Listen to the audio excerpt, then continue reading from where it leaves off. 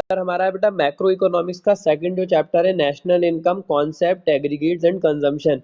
तो basically national income क्या है, उसके क्या क्या कॉन्सेप्ट्स हैं, एग्रीगेट्स और कंप्यूटेशन कैसे नेशनल इनकम को कंप्यूट हम करते हैं, वो हमें इस चैप्टर में समझना है। तो सबसे स्टार्टिंग अगर चैप्टर को हम करें तो नेशनल इनकम होती क्या है उसको समझना सबसे ज़रूरी है। तो स्टार्टिंग में दिया है बेटा डेफिनेशन ऑफ नेशनल इनकम। अब बेटा कुछ प्रोफेसर जो होते हैं इकोनॉमिक्स जो होते हैं वो अलग अलग डेफिनेशन देते हैं।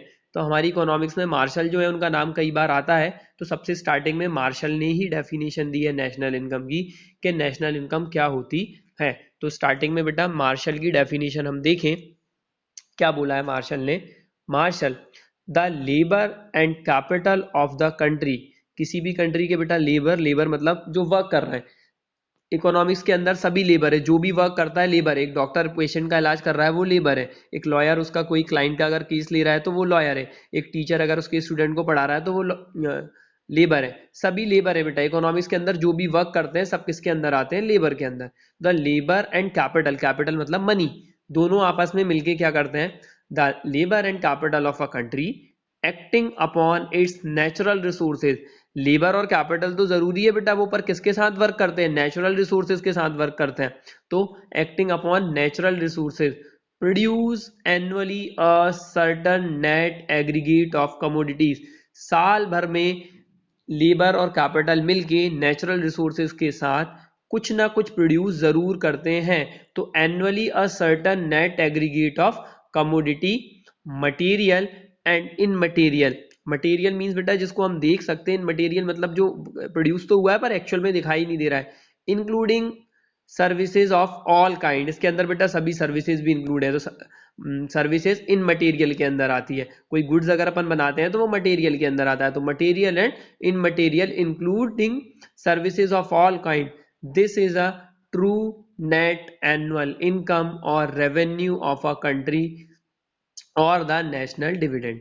तो बेटा क्या बोला है मार्शल ने कि किसी भी देश के लैंड और लेबर किसके साथ मिलके, वहां के नेचुरल रिसोर्सेज के साथ मिलकर एनुअली कुछ ना कुछ प्रोड्यूस करते हैं। इसमें मटेरियल इन मटेरियल चीजें दोनों आती हैं, सर्विसेज इंक्लूड है, ऑल काइंड ऑफ सर्विसेज, इसी को नेशनल इनकम बोलते हैं। तो नेशनल इनकम की डेफिनेशन क्लियर है, ठीक। तो नेक्स्ट बेटा फिर उसी के बाद अगर हम देखें तो कैरेक्टरिस्टिक्स ऑफ मार्शल डेफिनेशन। अब जो मार्शल ने डेफिनेशन दी है इसके अंदर क्या क्या अच्छी बातें हैं। फर्स्ट पॉइंट है बेटा बेसिस ऑफ मेजरमेंट। मार्शल ने माना है कि नेशनल इनकम किसी भी कंट्री की रोज रोज थोड़ी कंप्यूट हो सकती है। वो कैसे कंप्यूट होगी, ईयरली बेसिस पे कंप्यूट होगी। तो the national income is compute usually yearly basis, साल भर के हिसाब से हम क्या करेंगे, नेशनल इनकम कंप्यूट करेंगे। सेकंड फिर कह रहा है depreciation, sorry deduction of depreciation etcetera. Depreciation वगैरह जो है वो जैसे कि मान लो प्रोडक्शन करने में एक मशीन यूज हुई है और मशीन से प्रोडक्शन हुआ 1 लाख, पर प्रोडक्शन के अंदर मशीन की वैल्यू 20,000 रुपए से कम हो गई है, तो नेशनल इनकम हमारी मानी जाएगी 80,000। बार और रिपीट करता हूँ, हमने प्रोडक्शन के लिए एक मशीन यूज करी है, प्रोडक्शन हुआ है हमारा 1 लाख, पर उसको प्रोड्यूस करने में मशीन की वैल्यू 20,000 रुपए से कम हो गई, तो हम नेशनल इनकम 1 लाख नहीं मानेंगे, कितनी मानेंगे, 80,000। डेप्रीशिएशन वगैरह जो एक्सपेंसेस होते हैं उनको क्या कर देना चाहिए, नेशनल टोटल जो नेशनल इनकम है उससे डिडक्ट कर देना चाहिए। सी पॉइंट कह रहा है बेटा inclusion of foreign investment income. अगर हमारा कंट्री विदेशों से कुछ कमा रहा है तो उसको भी हमें क्या करना चाहिए, नेशनल इनकम के अंदर इंक्लूड कर लेना चाहिए। क्यों, क्योंकि वो दूसरे देश की इनकम नहीं है, वो हमारे कंट्री की इनकम है। अगर ऐसा कोई पर्सन है जिसका पास सिटीजनशिप इंडिया की है और वो वर्क कर रहा है अमेरिका में, तो जो वो कमा रहा है इंडिया के पास, वो इंडिया की नेशनल इनकम का पार्ट माना जाएगा क्योंकि वो इंडिया का सिटीजन है। Effect on economic welfare. बेटा नेशनल इनकम का इकोनॉमिक वेलफेयर के ऊपर भी इफेक्ट पड़ता है। अगर कंट्री की नेशनल इनकम बहुत ज़्यादा है तो ये क्या इंडिकेट करती है कि हमारी कंट्री के अंदर इकोनॉमिक वेलफेयर हो रहा है। और अगर हमारी कंट्री में क्या बोलते हैं नेशनल इनकम कम है तो ये क्या इंडिकेट करती है कि इकोनॉमिक लोगों की भलाई का क्या हो रही है, कम हो रही है, इकोनॉमिक वेलफेयर कम हो रहा है। ई पॉइंट है बेटा, सर्टन आइटम्स नॉट इंक्लूडेड, कुछ आइटम्स ऐसे हैं बेटा जो नेशनल इनकम में इंक्लूड नहीं होते। कौन से आइटम्स? जिनकी कोई मॉनेटरी वैल्यू नहीं होती, जैसे गिफ्ट, मैंने किसी पर्सन को अगर गिफ्ट कर दिया तो सामने वाले को तो बेनिफिट हुआ बट मुझे कोई बेनिफिट नहीं हुआ। ऐसी कोई ट्रांजैक्शन जिससे वन साइडेड प्रॉफिट होता है उसे नेशनल इनकम के अंदर इंक्लूड नहीं करते हैं। तो वो ही दिया है देखो, the services rendered for the member of family and friends free of charge, जो हम हमारी फैमिली और फ्रेंड को फ्री में अगर कोई चीज प्रोवाइड कर रहे हैं, कोई सर्विस या गुड्स प्रोवाइड कर रहे हैं, तो वो नेशनल इनकम का पार्ट नहीं होता है। तो ये बेटा 5 कैरेक्टरिस्टिक्स दी हुई हैं, तो फटाफट इनको गो थ्रू करो और उसके बाद अगर कोई प्रॉब्लम हो तो पूछो।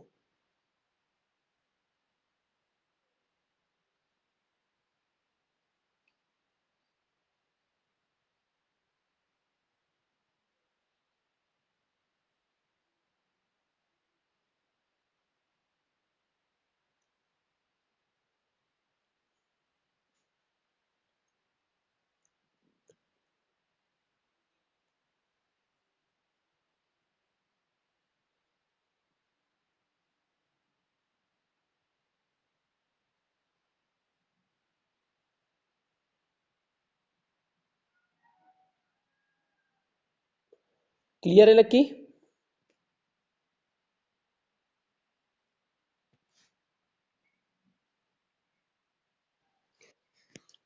नेक्स्ट आंसर फिर हमारा है क्रिटिसिज्म ऑफ मार्शल्स डेफिनेशन। अब मार्शल की डेफिनेशन की प्रॉब्लम क्या क्या है, क्या क्या जब मार्शल के अकॉर्डिंग हम नेशनल इनकम कंप्यूट करते हैं तो कौन सी प्रॉब्लम हमें फेस करना पड़ता है। तो फर्स्ट है difficulty of number and quantity.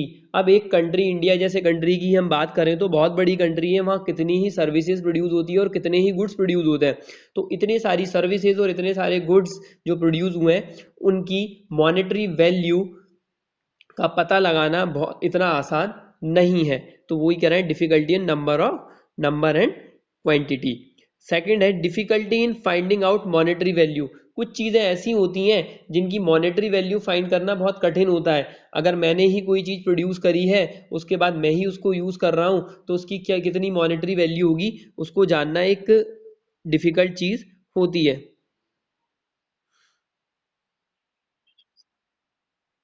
Monetary value मतलब उसकी कीमत कितनी होगी, प्राइस कितना होगा उसका, उसको मॉनेटरी वैल्यू कहते हैं।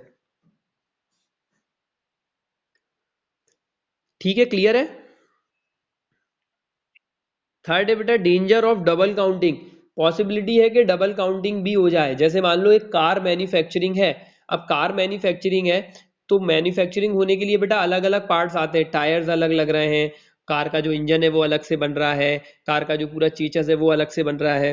तो मान लो टायर मैंने प्रोड्यूस करें और टायर मैंने बनाए, तो मान लो कार के टायर बने हैं 10,000 रुपए के, तो 10,000 के जब कार के टायर्स बने हैं तो मैंने माना कि मेरी नेशनल इनकम, मेरी तरफ से नेशनल इनकम का कितना पार्ट है 10,000। अब वो पार्ट जाके कार में जुड़ गए और कार की वैल्यू गई 1 लाख, तो हम कार की वैल्यू को भी नेशनल इनकम मान रहे हैं 1 लाख, पर 10,000 तो पहले से ही काउंटिंग हो चुकी थी और वो 10,000 रुपए के टायर उसमें जुड़ के अब 1 लाख बन गए। मतलब कार की वैल्यू यहाँ पे 10,000, 1 लाख काउंट नहीं होना चाहिए, 90,000 काउंट होना चाहिए, क्योंकि 10,000 पहले से काउंट हो चुकी है। तो क्या होता है, कुछ सिचुएशन ऐसी हो जाती है जहां पर कोई प्रोडक्ट 2 बार गिन लिया जाता है नेशनल इनकम में, तो पॉसिबिलिटी है यहाँ पर डबल काउंटिंग हो जाने की।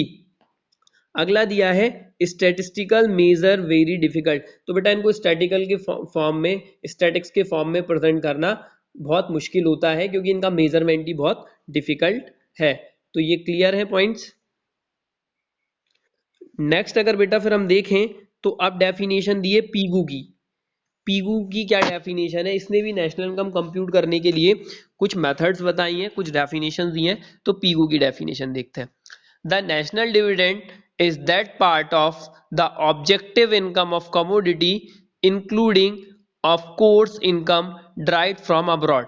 The national income dividend is that part of objective income of commodity, कोई भी कमोडिटी से प्राप्त होने वाली वो इनकम, इंक्लूडिंग कोई भी कमोडिटी से प्राप्त होने वाली income, including of course income drive from abroad, जो विदेशों से इनकम मिल रही है वो भी हम इसमें इंक्लूड कर रहे हैं। पर कौन सी income? Which can be measured in money, जिसको मनी में मेजर कर सकते हैं। क्या बोला बेटा पीगू ने? पीगू ने बोला कि सभी कमोडिटी से मिलने वाली इनकम और विदेशों से मिलने वाली इनकम दोनों ही नेशनल इनकम है, पर मस्ट कंडीशन क्या है कि हम उसे मनी में मेजर कर सकें। अगर हम उसे मनी में मेजर नहीं कर सकते हैं तो वो नेशनल इनकम नहीं है। क्या बोला है पीगू ने? कि सभी कमोडिटीज से जनरेट होने वाली इनकम और विदेशों से, अब्रॉड मतलब विदेशों से, फॉरेन से मिलने वाली इनकम दोनों ही नेशनल इनकम है, पर मस्ट कंडीशन है कि उसको हम मनी में मेजर कर सकें। जिन चीज़ों को हम मनी में मेजर नहीं कर सकते वो नेशनल इनकम नहीं है। इसके बाद बेटा कैरेक्टरिस्टिक्स ऑफ पीगूज डेफिनेशन। तो पीगू की डेफिनेशन में क्या क्या कैरेक्टरिस्टिक्स है फटाफट हम देखते चलें। तो फर्स्ट पॉइंट है मेजरमेंट ऑफ मनी। अभी अपन इसी चीज को बार बार डिस्कस कर रहे थे कि जिन चीजों को मनी में मेजर कर सकते हैं वही नेशनल इनकम है। जिनको हम मनी में मेजर नहीं कर पाएंगे, जैसे गिफ्ट हो गया, डोनेशन हो गई, ग्रांट वगैरह, सब्सिडी वगैरह, जिन चीजों को हम मनी में मेजर नहीं कर पा रहे हैं, जिनमें एक ही पक्ष को फायदा हो रहा है दूसरे पक्ष को फायदा नहीं हो रहा है, वो नेशनल इनकम का पार्ट नहीं है। सेकंड पॉइंट बोल रहे हैं बेटा सुटेबल फॉर डेवलप्ड कंट्रीज। बेटा नेशनल इनकम की जो डेफिनेशन है पीगू की, वो केवल डेवलप्ड कंट्री के लिए ही सुटेबल है।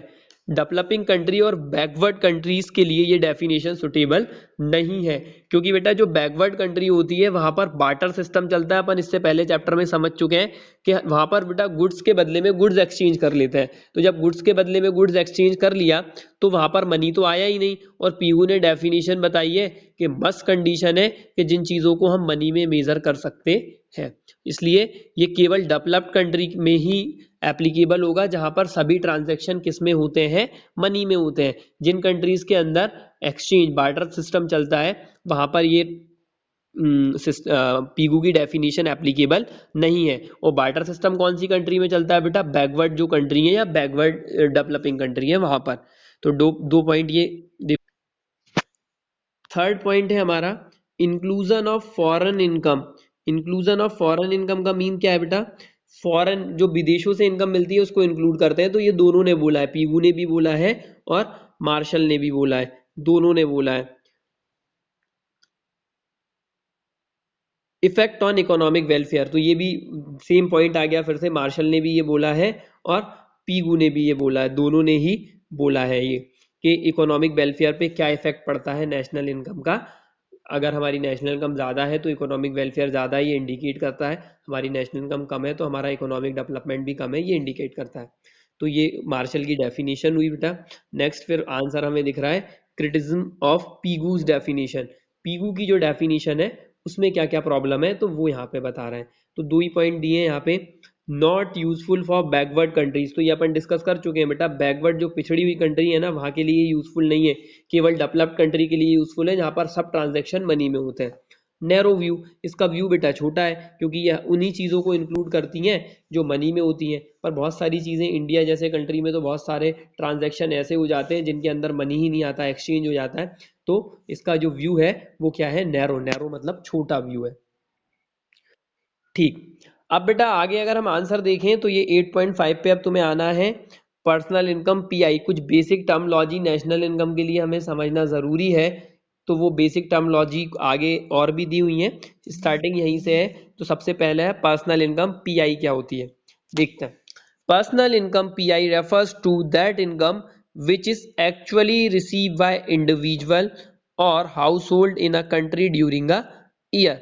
It is important to note that the whole national income earned by factor of production in 1 year is not available, so then several deductions are made from it such as cooperative income tax, undistributed corporate profits, social society contribution, तो ये सब चीज़ें minus होती है। तो बेटा personal income कौन सी इनकम को बोलते हैं?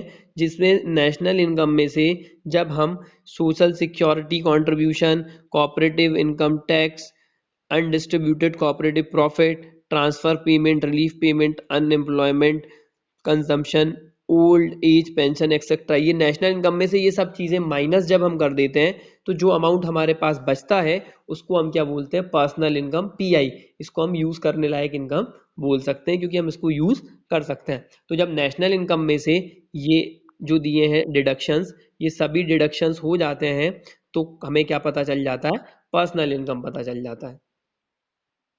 नेक्स्ट है डिस्पोजेबल पर्सनल इनकम। अब ये क्या है, the whole of personal income accruing individual और household is not available for being spend for consumption.